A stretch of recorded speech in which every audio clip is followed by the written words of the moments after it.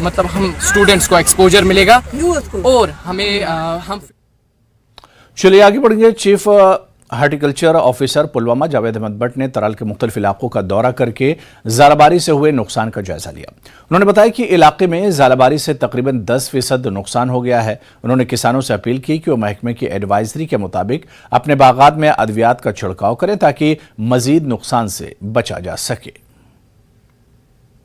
हमारे जो फार्मर्स है, ग्रोवर्स के लिए सबसे बड़ी जो मैसेज इस वक्त है, जालाबारी के बाद और ये बारिशों के बाद जो इन ऑर्चार्ड्स में खतरा है, जिन बीमारियों का खतरा है, उसके लिए हमें एक्चुअली एडवाइजरी देनी है फार्मर्स को, जिसके लिए उनको काम करना है। तो एडवाइजरी भी हमने जारी की है। तो जो ही मौसम ठीक होता है कि बारिशें बंद हो जाएंगी 1-2 दिन में, तो मेरी अपने किसान भाइयों से गुजारिश है वो उस एडवाइजरी पे अमल करें जो हमने स्प्रेज उसमें कही है, उनका उन स्प्रेज को अमलाए, क्योंकि अब खतरा ना सिर्फ जो हमारी जालाबारी से कुछ जो हमारे ये जो फोलिएज है, पत्ते हैं, उनको नुकसान हुआ है, कई जगहों पे मेवे पे भी नुकसान है, लेकिन इससे ज़्यादा नुकसान होने का अंदेशा इसके बाद है। जो इसके बाद जो बीमारियां आने वाली है, जैसे स्कैब या ऑल्टरनेरिया के इन्फेस्टेशन होने के इन ऑर्चार्ड्स में खतरा है, उसके लिए हमें ज़्यादा ज़रूरी है, ज़्यादा जो हमारी एडवाइजरी रहेगी उनको कंट्रोल करने के लिए एडवाइजरी हमारी रहेगी।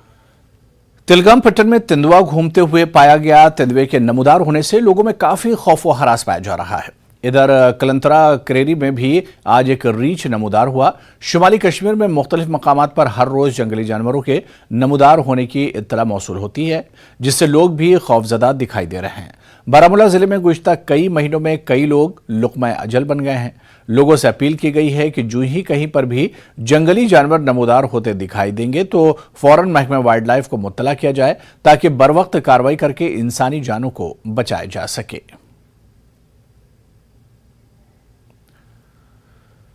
श्रीनगर की मशहूर डल झील में बड़ी तादाद में मछलियां मुर्दा पाई गईं। माहिरीन का कहना है कि थर्मल स्ट्रिफिकेशन की वजह से बड़े पैमाने पर मौत वाक़ हुई है।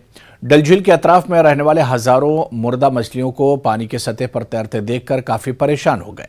डल झील के मुख्तलिफ मकामात पर बड़ी तादाद में मुर्दा मछलियां मिली हैं। मकामी लोगों का कहना है कि यह थर्मल स्ट्रिफिकेशन की वजह से झील की मुख्तलिफ गहराइयों में दर्जा हरारत में तब्दीली आई है।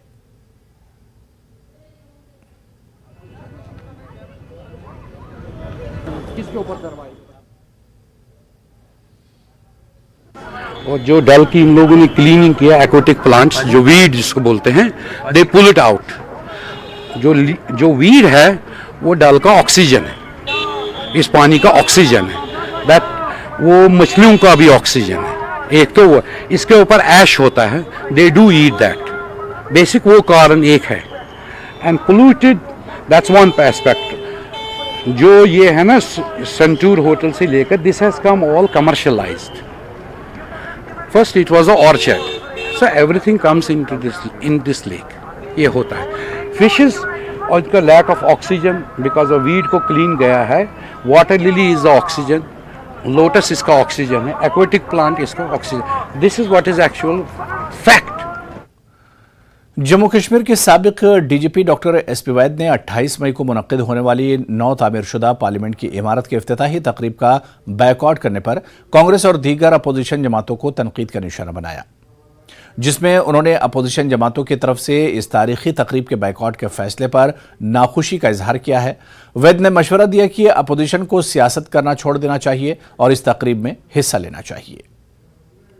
की नई बिल्डिंग का inauguration prime minister Narendra Modi की तरफ से 28 मई को होने जा रहा है दिल्ली में, लेकिन उससे पहले ही अपोजिशन पार्टीज ने इस पर एक बवाल मचा दिया है और जो कई अपोजिशन पार्टीज हैं जिसमें कांग्रेस और बाकी पार्टीज हैं, उन्होंने इसका बहिष्कार करने का फैसला किया है। लेकिन इसी बीच आज तकरीबन 270 के करीब जिसमें फॉर्मर ब्यूरोक्रेट्स हैं, आर्मी ऑफिसर्स हैं और एकेडमिशियंस हैं, बहुत सारे और एम्बेसडर्स भी हैं, उन्होंने एक लेटर लिखी है और उस लेटर में उन्होंने अपोजिशन पार्टीज को तनकीद का निशाना बनाया है, उन पर शदीद उन्होंने उनको टारगेट किया और कहा है कि इंडियन डेमोक्रेसी में इस तरह के बड़े इवेंट को अपोज करना ये इंडियन डेमोक्रेसी के लिए अच्छा नहीं है। देखिए, बहुत दुखद ये स्टेप है अपोजिशन का। मैं समझता हूँ कांग्रेस और बाकी अपोजिशन पार्टीज ने ये जो कदम लिया ये अच्छा नहीं है भारत की डेमोक्रेसी के लिए। आप देखिए ये एक नया बिल्डिंग तैयार हुआ, इसको मोदी जी जिनको 140 करोड़ लोगों ने चुना है वो देश के चीफ एग्जीक्यूटिव हैं। अगर वो इसको इनागुरेट करते हैं, इसमें मुझे समझ में नहीं आता है क्या अपोजिशन को इशू बनाना पड़ रहा है। अगर आप पहली बार ऐसा हुआ नहीं, आप देखें इससे पहले भी अगर 1975 का अगर आप देखें, मिसेस इंदिरा गांधी उस वक्त की प्राइम मिनिस्टर थी, तो उन्होंने पार्लियामेंट एनेक्स ही को इनागुरेट किया। उस वक्त ऐसा इशू नहीं बना।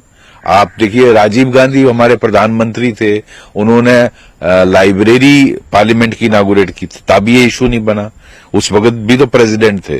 तो ऐसा कहना कि हम इसका बहिष्कार करें, मोदी जी ने इसको कंसीव किया, इसके बारे में सोचा, इसकी अलॉटमेंट ऑफ फंड्स किया, इसको टाइमली एग्जीक्यूट किया, वरना सालों साल प्रोजेक्ट चलते रहते हैं। तो इस पे इशू बनाना एक अननेसेसरी मैं समझता हूं मुद्दा है। अपोजिशन कंस्ट्रक्टिव क्रिटिसिज्म करे गवर्नमेंट की पॉलिसीज एंड प्रोग्राम्स का, वो उनका राइट है, उनका हक बनता है, लेकिन इस तरह का बिना मतलब कोई इशू बनाने का उसको एक जो मोदी जी के लिए हेट्रेड है, एक नफरत है जो उसको दिखाता है ये किस तरह का अपोजिशन, ये बहुत गलत बात है, डेमोक्रेसी के लिए अच्छा नहीं है। न्यूज 18 से बात करने के लिए शुक्रिया। Doctor SP Vaid, farmer DGP Jammu and Kashmir, कह रहे हैं कि जो नई बिल्डिंग बनी है पार्लियामेंट की, ये नेशनल एसेट है, मॉन्यूमेंट है, इस पे राजनीति नहीं करनी चाहिए। और कांग्रेस का जो रवैया है और कांग्रेस के साथ साथ जो बाकी उसकी अलायंस पार्टीज हैं और बाकी अपोजिशन पार्टीज हैं, उन्होंने जिस तरह से इस इनॉग्रेशन का बहिष्कार करने का फैसला किया है, बाइकआउट करने का फैसला किया, ये गलत है। हमको दोबारा इस पर विचार करना चाहिए और जो 28 तारीख को इनॉग्रेशन हो रही है, इसमें उस फंक्शन में ये भी शामिल हो तो ये देश के लिए भी अच्छा है और पार्टीज के लिए भी अच्छा है। कैमरामैन साहिबा के साथ में समीर भट्ट, न्यूज 18 जम्मू। श्रीनगर में कुत्तों की